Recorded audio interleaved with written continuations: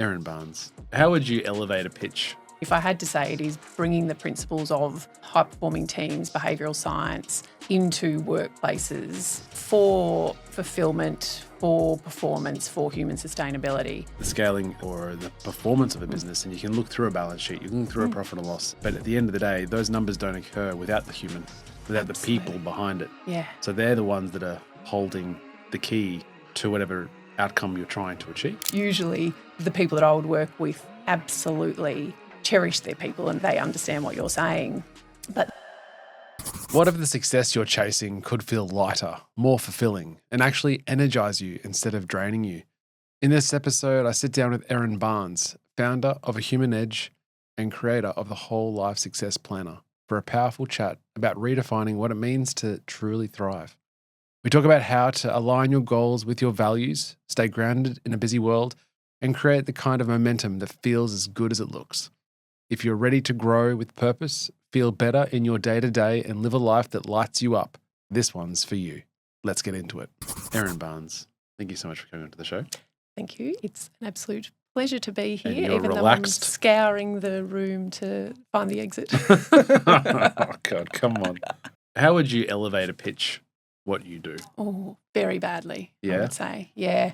It's hard to summarise, and I think it's so nuanced in the work that we do in organisations that it's hard to break it down. But if I had to say, it is bringing the principles of high performance, high performing teams, behavioural science into workplaces for fulfilment, for performance, for human sustainability, and that passionate urgency to scale businesses as quickly as we need to these days, I think, to keep in front. I think the biggest part of the lens we look through is through how do we drive fulfilment in organisations rather than how do we build systems that are compliance driven and ultimately limit potential. And that's really what we do, but it's very bespoke and nuanced for every organisation. Why leading into the corporate life rather than inspire and help athletes? Well, and I have done that in the past. I think recently, or my background has been ebbing and flowing between sort of the coaching with individuals and then commercially building organisations and then exiting those and then stepping back into individual work. And I think now A Human Edge is that convergence, I suppose, of the commercial acumen that has been built over those 25 years, as well as that knowledge in human performance and human sustainability. And I think they're all really important these days in the people and culture space because it's a long way from what it used to be. Yeah, we'll probably get into it, but you look at the scaling aspect of a business or the performance of a business, and you can look through a balance sheet, you can look through a profit or loss, but at the end of the day, those numbers don't occur without the human, without the people behind it. Yeah. And then, so they're the ones that are holding the key to whatever outcome you're trying to achieve. 100%. Yeah. And so then, but I think sometimes you can get lost on that. Well, and we're complex, aren't we? So you look at the biopsychosocial parts of ourselves and then the behavioural parts of ourselves, and then we put that into an organisation with many of those people in a really uncertain environment that's moving constantly and changing constantly, and then we wonder why it's hard. People are hard, and usually the people that I would work with absolutely cherish their people and they understand what you're saying, but they also understand that to lead constantly as well as look after themselves and be everything to everyone is actually an impossible feat sometimes. With the work you've done with sports or the individual and with companies as a group, how have you shaped the way you see success as a starting point? So I always think it's a journey and a process. I think it is this constant fluxing between those resume goals, so the potential and unlocking potential and the performance and ambitions and achievements and all those things we put on a resume, but it's also really balancing that out with the eulogy virtues and the character traits and the things that people define you as at the end, and helping people to really understand that both matter. That's a little bit of the work-life balance conversation. I think we've moved to something that looks more like, I'd like to work when I want to work, and I'd like to, without really understanding that that's not the challenge. It's actually really balancing out what I'm achieving and how I'm doing it. And I think that's probably what I've learned through business is that striving towards something without really balancing it with, am I proud of what I'm doing at home, work and in the community? It leaves something missing inside of us, and that fulfillment piece definitely is missing. Now, you've brought me a gift, which is super lovely, and it's the Human Edge, which is your company, and the Whole Life Success Planner. That's what we're looking at. You've mentioned two phrases in there that I think you have coined, but it is the resume goals, eulogy virtues. And I Talk didn't. to me. I think David Brooks, or I'm not sure. It was a long time ago, but let's claim it. It's you. Love it. I'll take it. Talk to me about those. Yeah. So I think society tells us that the resume, from a young age, tells us that the resume goals, or we're rewarded for the resume goals, the ambitions and the achievement of those ambitions and the skills that look good on a resume. That's what we're taught. I think through life and as we age, or when we're faced with a momentum change or life uncertainty with the fragility of life, that's when we start asking those questions around how have I done it? What are people? What am I leaving behind? How have I impacted people? And so they're the eulogy virtues. It's the character traits, the values that you've led by that might be integrity and those types of things. It's building on those so that whilst we're striving, it feels good.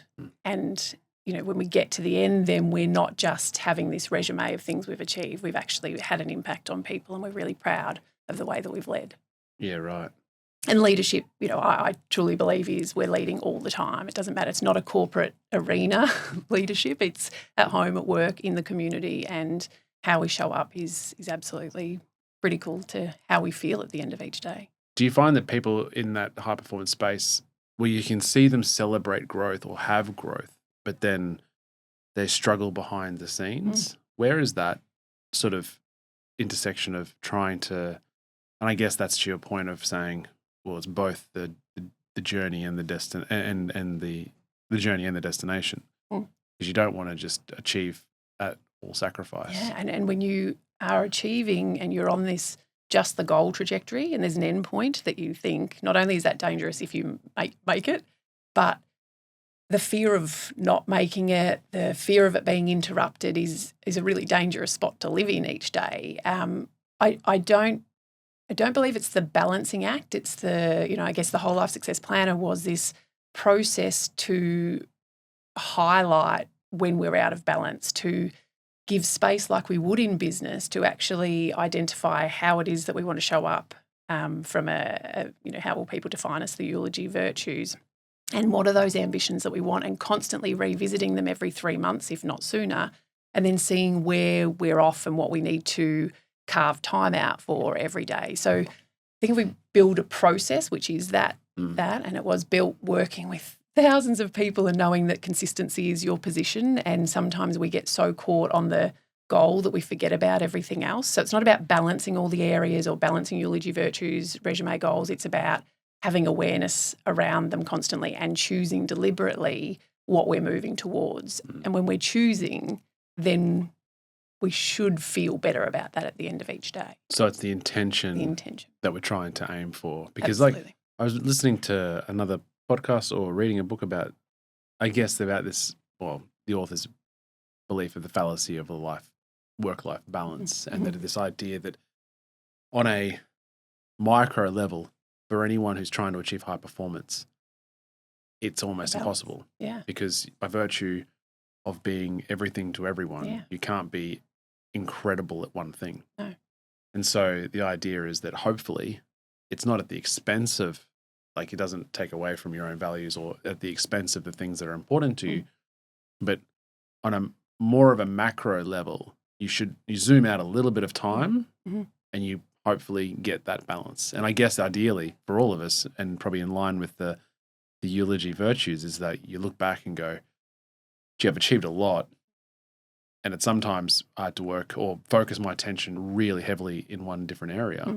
But all in all, I've got the balance right. Absolutely. And it could be across seasons. It could be across a day. It could be, and that will change. I think always priorities change. I think for 3 years before a Human Edge, building Edge Stackers, it's way out of balance. I was the most absent mother that there probably was, and I was so motivated by what we were building. And so it felt good. I think sometimes things come in to change that when perhaps it's out of balance, as hard as that is at those times. The universe almost, you think? Yeah, absolutely. And it's like you can feel like that's sad or hard or challenging, but at the same time on the other side of it, if we're aware of it and we're watching why and we're still stepping into values and making decisions from our values, I think on the other side there's always another chapter, and it's often you've gone too far that way. Particularly I think high performers, we're sort of an addictive personality type, and so we're all in on whatever it might be. And so the purpose of that planner is let's just pay attention to what we're doing, and it can be out of balance. It's impossible to balance 10 areas of life. And a question that I did have is in terms of horizons and how you set that for a high-performing person. But if you said 3 months or even earlier, what is that cadence that we're looking for in terms of the re-evaluation or the stock take of what's just happened and whether or not that's in line? Yeah, I think it's very personalised. I think it depends too on what the objective is that we're shooting for. The process of 3 months, I think, just makes sense to people because it's partly, seasons and cycles. That process is really too broken down into daily processes and weekly processes. So you are resetting and reviewing at the end of each day and at the end of each week. So there's accountability in there to review and say, were my obligations, because we all have competing priorities against the obligations we need to be doing, plus the real ambitions that we want to be striving for. And so we're actually determining them each day in there to say, well, these are the things I have to do. These are the things that I would love to do, and we carve space for those and we hold ourselves accountable at the end of the day. When we do that and then at the end of the week and scoring those areas of life exactly the way that we've chosen that to look, often then when we set what we need to do for the next week, it doesn't mean we're working on the area that's out of balance. Sometimes that's not important, but it's that process of review, process of deliberate choice in this is what I choose to do next week. That's aligned to building out at least one of those areas of life that's really important at that time. So it's the process, I think, that we follow, or that we do have in high performance. Always we have this process that we do to win at the game that we're trying to win at. I think this process is around building that more broadly so that we can see what else is there. And it's the little moments sometimes in a day that we can build a transition in that might be 30 seconds of this time looking in the eyes of the child, fully attentive, as opposed to thinking that it's an hour when we're half distracted. So there's a lot of that learning about self, about what matters and what qualifies as doing something that feels good and ticking that box in an area of life. Why do you think we struggle generally? And there's certainly the last year and a half of, more than that now, 2 years of interviews, there's a general theme of happiness, and certainly to almost with success as well, is the ability to be present. And why do you think that is so challenging when we're aware, like even I'm hyper aware of the importance of that, right? And to go, it is to stare in the eyes of the child and say, for the next, and I know that if I sit with one of the boys and play Duplo for 5 minutes and wholly play Duplo, Erin, I'm going to be the fire truck, you're going to be the ambulance, and we're going to play cities for the next 5 minutes.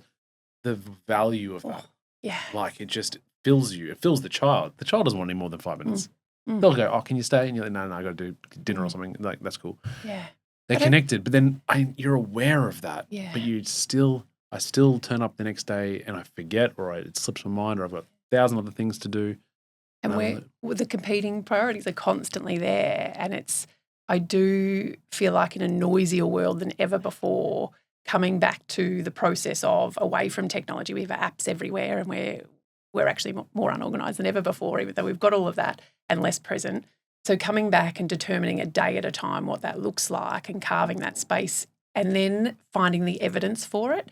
And so when you sometimes cross something off to go, I spent the time, I connected that's enough. That's the celebration piece that should give us the dopamine hit to go, that's enough because I've designed it that way.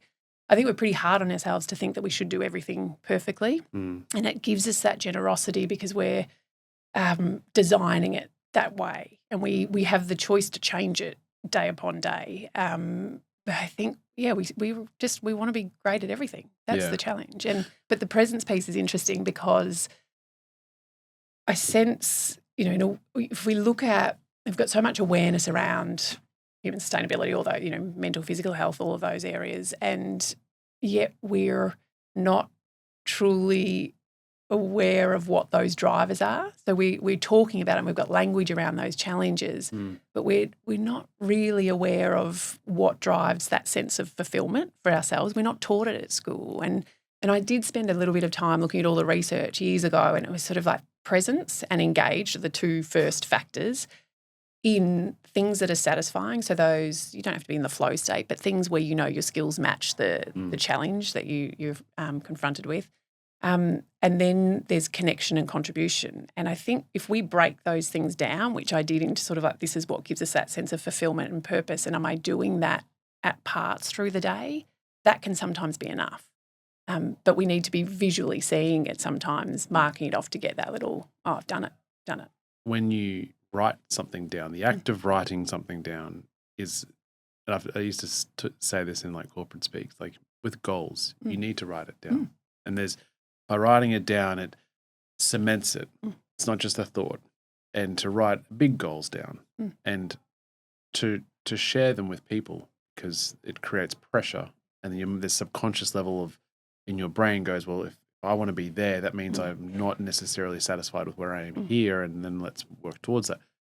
But I guess this is going a bit further in the sense that you are asking the person to daily reflect. From the moment you wake, which it's interesting if you say to somebody, what do you do the moment you wake, they might say, go to the toilet or go exercise. Like, what have you thought? What's the first thought? My goodness me, we have a transition period there where we can absolutely orchestrate something that we want. And so it's the hardest part, looking back on lots of little hard parts, but a season was when I decided that I stopped working. We sold a gym that we had up in Noosa, and I'm just going to come back. And I was literally looking at walls going, we need to clean that and we need toothpaste. And it was so unfulfilling for me, which sounds awful, but it was.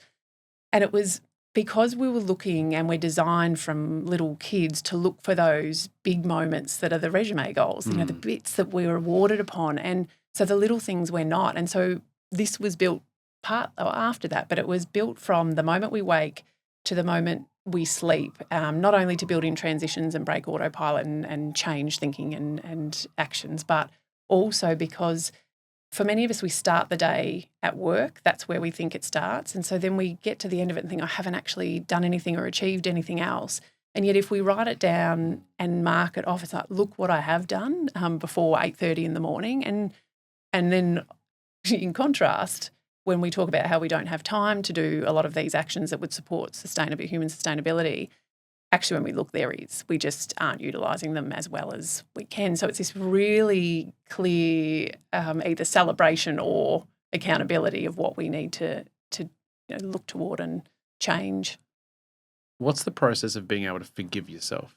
Because one of the things that would stop someone from wanting to do that is the same way as someone wanting to track every bit of food they eat. They're like, well, I don't know whether I want that answer, and then you have to go, oh shit, I'm struggling here, or I'm not doing great. And you need to almost have this ability to forgive yourself for stuffing up in a day by not doing the things that you've written down to do, or you haven't achieved the things you want to achieve.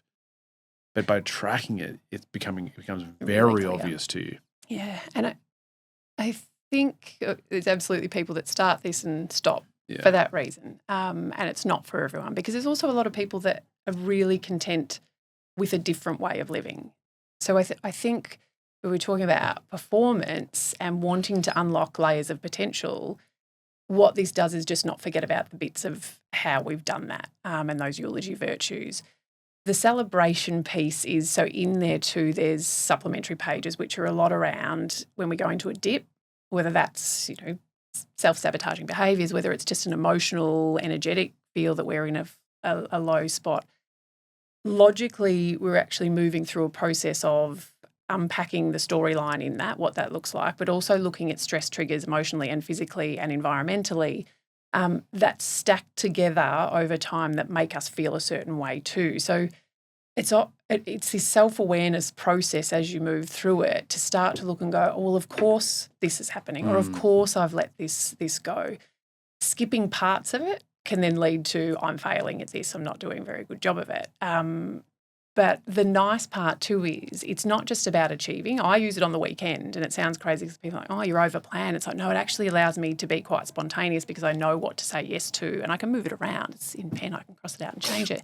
But the act of looking and identifying the really positive things that are fun and not just striving is also really important to help us balance that, addictive side, I guess, of a personality and start to look at marking off time with people and time at sport or whatever it might be. And we need evidence. Our brain needs evidence for the contrary to what we believe. And so this process is sometimes highlighting the things that we don't think are important and putting them in there rather than the ambitious goals, because as a high performer, you're already doing that. It's actually the process of finding the other things and putting them in and realising that we're actually doing them as well.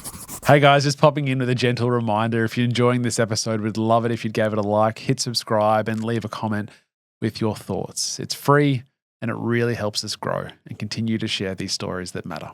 Cheers. I often say, you look back in the last 10 years and you realize you wonder whether the person that you are 10 years ago, could that person endure the challenges of the last 10 years? And often is not the case. You're like, there's no way I could, if you said to me I had to endure this without, but you do it. You learn, you adapt. But knowing that you think about what any one of us have achieved over the last 10 years, hoping for the most substantial amount of things. And then, but you also go, well, if you set goals, the question I'm leading to is sort of like, what is the horizon for goal setting? Because we set, even on a business level, we set a goal, we don't really want to set anything more than about 9 months because the landscape, who we are as a company, where we're headed is significantly different then than we are now. But I don't know whether we're doing ourselves a disservice or whether it should be 2, 3, 4 year horizon, 10-year horizon, like the BHAG. Do you throw out something that's 10, 15 years time? Or is there value to that? Or what is the ideal horizon for goal setting? I don't think we know because of how fast, say, business is moving and the adaptability and the agility that we need in business these days is so important. So I don't think it's a set cadence for any person or any business. I would say it's really, we need a roadmap, which is ultimately what the goals are, however it's done. We absolutely need that big vision of, and in a lot of businesses it's interesting because it's put down to a mission or a vision, or it doesn't really matter what it is. It's this part that we're all on the same page and we're all on the same team and we're all moving toward that thing. That's it can be the big, hairy, audacious, or it can be whatever it might be, but we just need that bigger picture vision. Not only because we're all on the same page, but also because each one of us, if we revisit it and embed that into everything we do, that reticular activating system is looking for that, the opportunity for that, and finding and filtering that information for us. The same with the smaller goals. We need to break it down to give us some sort of a process to move towards. The cadence, I think, is something we iterate on based on the business these days. I think it's dependent on the goals and how quickly they need to shift. And that's the same at home too. I think in different seasons we do different things, even literally in seasons where in wintertime there's less for me personally. I don't push as hard to do it. I'm in that season where I want to sort of hibernate more. And so it's being aware of that as well. And there's, seasons of energy in businesses too, which need to be considered. I would say we can't be in a constant sprint cycle.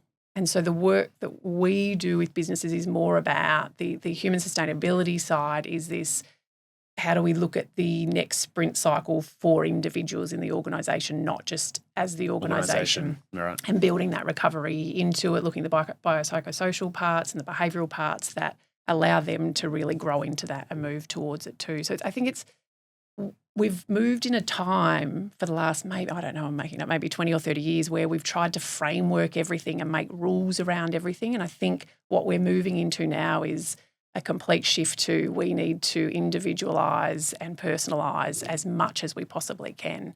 That's what will extract the best from businesses and from the team within them. Yeah. Okay. I like that. It's just a personal. Yeah, no, that's awesome. With your work with businesses, how have they been able to set the goals? So it starts, I would always start, and the work typically that we would love to do is generally with the smaller businesses. When it gets bigger, we have to slip into that real departmental mentality. And that's harder, or it's just not where I choose. I don't get the fulfillment as much from that. But the smaller organisation still starts with that leader.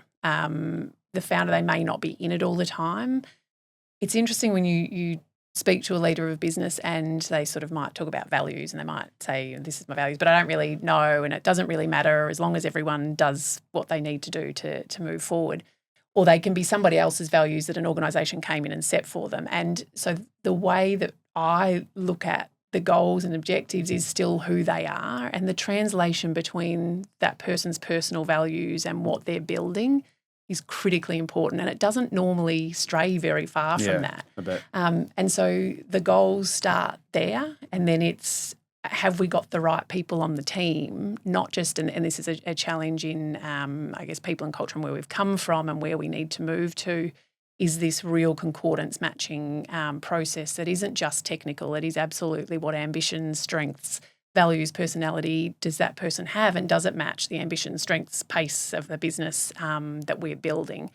And we're building some software at the minute, which is really exciting, that should help this two-way matching and still have human interaction as well as a bit of AI in it. And that's really important because then that filters down that next step from that founder's goals down to those people will have similar ambitions and interests, and so then it's easier to break those objectives down for the team. Everyone's on the same journey. Appreciating that doesn't work particularly well when we're touching on diversity, equity and inclusion in everything. And I'm big on cognitive diversity and differences in people and all of that, but we still can't step away from this knowledge of the future of work is fast if we're growing things, and we need people, no matter where they come from, aligned to the same values and ambitions. So you're finding that you're up against actual diversity issues only because of the fact that those people are not on the same path or the same trajectory or velocity. And sometimes they are. I think the metrics when we're talking about the conversation about diversity, equity, and inclusion these days, we're talking about the wrong metrics. We're talking about literally numbers instead of talking about what are those values and ambitions and the skill sets and the capabilities that are transferable rather than job titles, background. It's a real potential to perform in that organisation is what we look at. If we do it that way, that problem disappears. So we break it down to that, and then you can break it down to an individual level, saying this is where we're moving towards. These are the objectives, and they're very visual for everyone, and it's that real team camaraderie of we don't let the team down, and it's very visual in this is what all the moving parts and what we all need to do. And if you have the right people in there and the objectives are clear, and you see how they interact, then you generally don't have sort of people not fulfilling those. Have you found there is a clear relationship or it's reciprocal in business as well as home life? Definitely. And I feel like that it's only been of recent times where I've gone, and this can be replicated, this process can be replicated at home. Just because you can't say we don't have a P&L at home. Well, I mean, you probably should, but the metrics aren't as probably, I find it so similar. It is so fascinating. This planner, there is a child version of it, and that was done in COVID to sit at the table and have exactly the same conversations around understanding their values, understanding their objectives, understanding their behaviours within their control that they choose rather than being directive. So the same principles still exist and you can still operate in that. And what are we achieving as a family? Yeah. Like we want to be able to do this, this and this, but not only that destination, but this is the way we want to get there in being in a supportive, loving environment I find it, but you don't have those conversations or I don't know that many people do. Yeah. I feel like my kids are always going, we're doing the thing and we're listening and we're like, they've always got their little fingers out. Is this one of these, learnings again, Mum? But it's fun and it's exactly the same. And that's where I look at leadership, and everyone is one because there's always someone that they're bringing along at home, at work, in the community, and the process is still the same. And working with people years ago on a lot of stress resilience, one of the biggest challenges that I always saw was this either absence of values or not aware of what they look like at an individual level, or conflict between what they thought they needed to be doing and what those values were. And so I think it's, in business, it's still that starting point. At home, it's still that starting point. It's like, who are we as a family? Yeah. Yeah, I mean, you don't have boardroom meetings at home, but maybe they're just dinner table chats. Yeah, absolutely. Yeah. Family dinner nights we had, and each week there was a different. You did the air quotes again for that. Yep, they were. This is another dinner, isn't it, Mum? It was, but it gave this real autonomy to them to say, this is just because that's important to you, Mum and Dad, it's actually not important to me. And I think that's important too, but there's still a rule book in the house of what's okay and what's not from a who are we as a family and who do we want to be remembered as, just like an individual. And it's no different to a business. What are we leaving behind? Because that's not just a founder's question. It's the person that's in there doing the work as well that should be considering, I'm here, what am I leaving behind in here? What's that legacy for me? And so that match and that concordance is so critically important to find those people sitting in the right seats in the right organisation. And then it's so much easier. Yeah, the legacy piece is interesting. I like that. And I think we probably don't, because we're so focused on what's ahead of us and where we're going, we don't realize, well, actually, there is an invaluable footprint that we're leaving behind, both at home, obviously, and more particularly at work as well. Yeah. Like to say, we might only be a cog in this machine, but we are this cog right now. Yeah. And our work now will impact what happens in the future. Our behaviour matters. Yeah. Always. And it's that interesting part where when you really take out what society talks around leadership and we take that away, it's like we're all doing it because we're all remembered and if we're all impacting somebody and we're all on our own journey. So that's still leading. It can be poor or it can be great. And it's redefining that, I think. All right. So we got scale. Let's go think about scaling. And I'll speak from personal experience here in the sense that I feel like I've got an incredible group of humans that work for me, and we work together with them in achieving that mission. We're only 13 people, but we're really tight. It's a startup law firm. We started with 5, we've grown, but it's manageable in terms of being personal. Now, if I wanted to grow that, not that I will or am or have desire of that, but you move up to 50, then you can't have. Time does not allow you to have a meaningful conversation every other day with any other person to go, oh yeah, how was footy on the weekend with Tim? Did he win? Did he get, how did that go? Like someone can. Yes. So that's building the cultural architect that isn't you replicating the cultural architect within an organisation. And that's why I always think building that talent strategy or that people strategy by at least 6 people is so critically important because it grows legs after that. Yeah, at least. Consider it before you start. But it's usually put behind marketing and all the other things, of course. But the people part, because you're trying to, we don't want to stop people thinking, of course. It's like don't teach people, what to think. But when it comes to culture, there's a little part where we actually do. We need to put constraints on this is what we do and this is what we don't do. When you start building that and people replicate it and you find people concordant to that, then that culture runs on its own. It's still having measurable sort of non-performance-based KPIs based on cultural impact as well as, technical impact for the business too. Sure. And they both should be measured in any sort of performance cadence, that done. But at least culturally it stays the same. Everyone's accountable for that too. The bit that's hardest is measuring. So measuring impact, I believe, is the most important thing in scale. And so if we look at even job descriptions and performance management, which sounds awful anyway, we should be so far away from that. But when we're looking at that, we're looking at all these KPIs instead of ultimately if we zoom out and we co-design with that person or with that function, what is the impact that we have in this organisation? And if we're measuring upon that and then we're measuring the cultural architect, we are going to move closer to being accurate and aligned moving forward. Sure, there might be behavioural things in amongst that or people that don't fit along the way, but it's easier to scale because it all looks and feels the same. And that's in a team. You'll have different people doing different things, but when we're together, we all know what's important.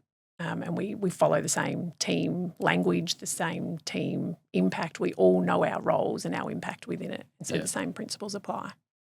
You just need that framework to be able to implement absolutely. that. And you think 1 person to 6? I think, and that's sort of traditionally been there and over time of really to have a strong leader that impacts behaviour. That's usually the ratio. Okay.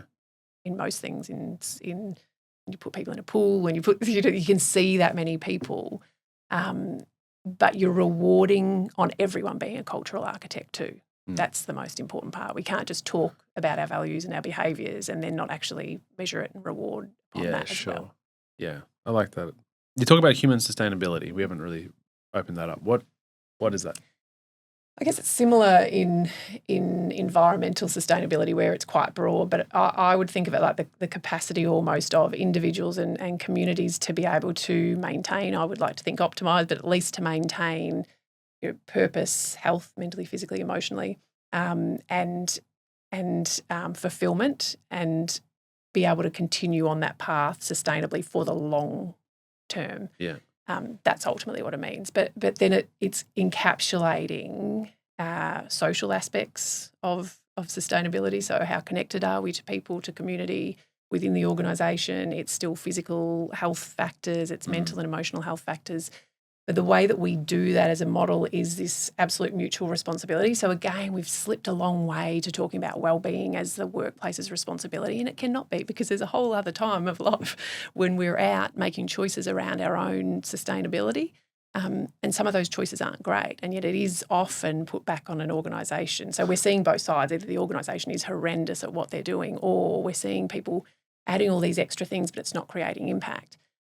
So the coaching is this mutual responsibility of the framework exists within an organisation. That is the organisation's not responsibility, but that's what they're giving. Sure. But the growth that happens for that person, and even so much of the work is sometimes just that perception alignment between leadership or tactical operation or whatever. It's often understanding what different groups are doing and being a buffer between some of that. And understanding education on the person as a whole is just as important as technically how they're developing in an organisation. And it's such an anchoring piece for retention for staff too, because it's like they're growing, and that sense of fulfilment that comes from growth, whether it's an emotional growth or mental or social or whatever it is, keeps them in that spot because they know they don't get that elsewhere. So it's so personalised, harder to scale with big organisations, which is why we don't do it. Yeah, why I don't do it yet.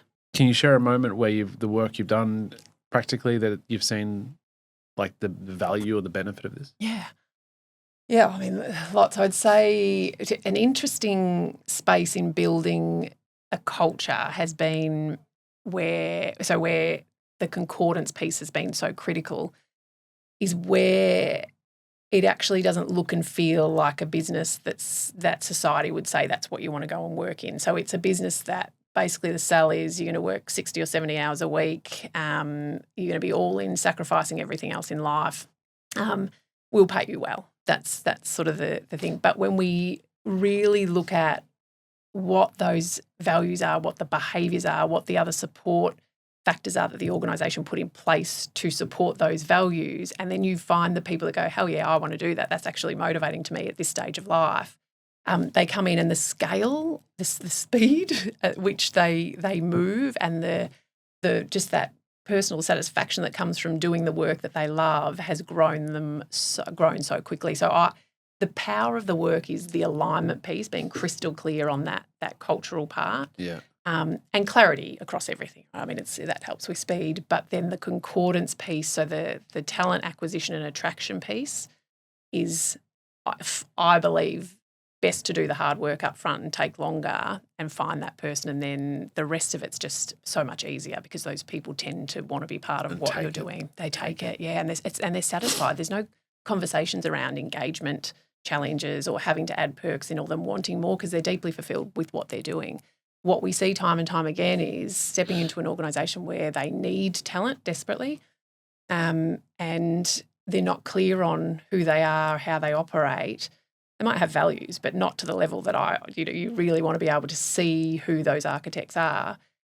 And then they're selling something that sounds good to people, and then everyone's disappointed because the person coming in doesn't want to be there, and they're like, this wasn't what I signed up for. So, that the talent concordance piece, I think these days is more critical than ever before in business. That's interesting. And testing on that. So not just the attraction and honesty in the sales piece, but when we're getting them in, it's like, let's build a 6-page avatar of what they look like, what they think, what they wake up, at their 2 a.m., 4 a.m. moment.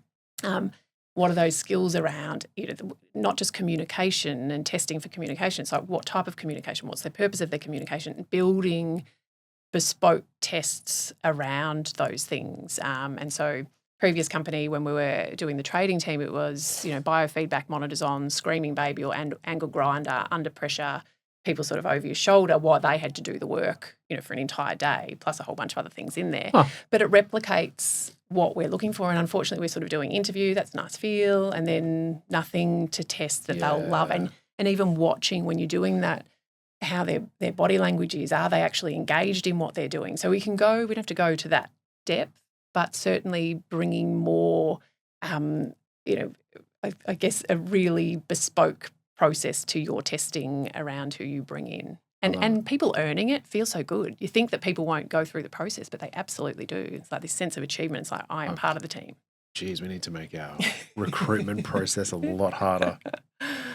One thing that we've done very, very well, I think, is that every single person that we have hired even from the beginning, there has been a connection, internal connection. No one's come in without it. Yeah.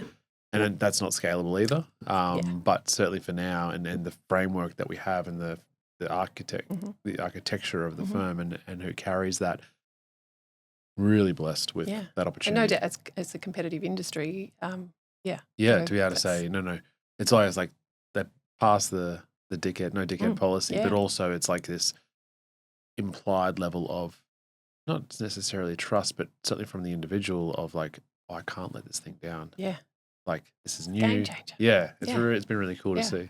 And they're all the princes. If we really look at, his book is James Kerr Legacy, if you read that. Really good. So looking at the All Blacks and all that, and it's like, the common language, or the best teams have their own language. All of those things, it's, the subliminal messaging that you can put around an office to anchor them back to what it is you're doing. I mean, you can get so creative around that stuff. And I feel like people, culture, that sort of feel has become, it was an industrial age thing, but it's so boring, and people are thinking that they can't be creative around how they do things. Don't do the wrong thing, but testing wise, be specific. I love that. Look, before you go, I was going to ask you as well, before we get into the final 5, what does Erin Barnes think about when she wakes up straight out of bed? What's one thing I can be enthusiastic about today? First thing. Okay. Yeah. Do you have that preloaded the night before? No, it's just it's so repetitive, and it's in the planner as well. 3 breaths, and then that's probably what goes through my mind first. Okay. On that, we've never had a giveaway on the show, but I think we're at like 100 and I can preface this with Cody because this was such a beautiful thing. And these are for sale on your website. We'll have the links. But I reckon I'm going to go with, as a test, the first 5 people that email me And you've got the title. This is off the cuff. Oh, God. I feel like I'm on a game show or Oprah or something. Email richard@thompsonlegal.com.au. And the subject heading has to be a human edge. First 5 people I'll order 5 from you, and then we'll send them out. We'll send them out, and we'll see how there'll be crickets or I'll be inundated. Anyway, so thank you for that one. That was beautiful. Final 5 questions. What is your view of success? Quick fire, by the way. Unlocking potential on both eulogy virtues and resume goals. Unlocking potential. Yep. So always progressing both. What's your take on happiness?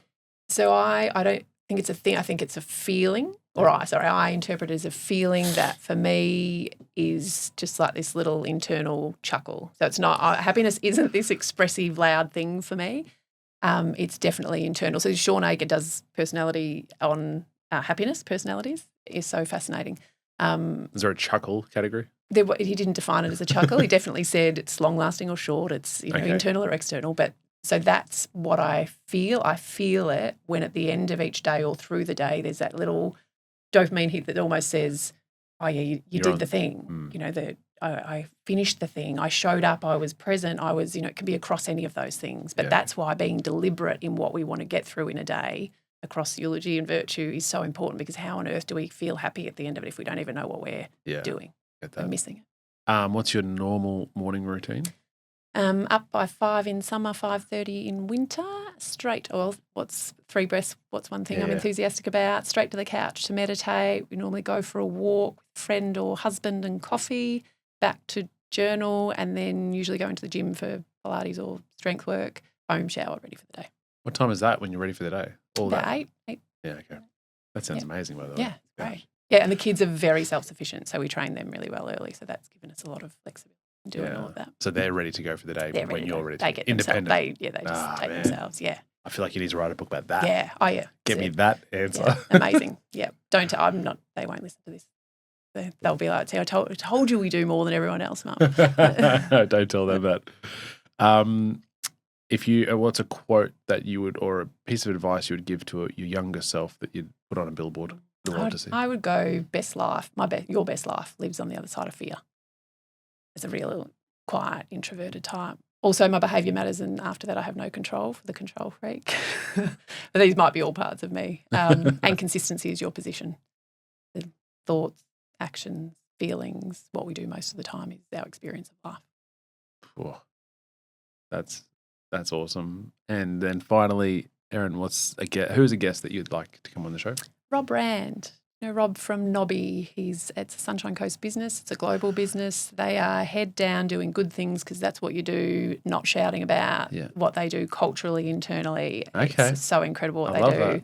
He has a high-performance background and sustainable in their product too, and it's a cool product. Yeah. That's a great. And you can put me in touch. Yeah, Will. Beauty. The legend. Erin Barnes. Been great. Thank you so much for coming on the show. Thank you so much.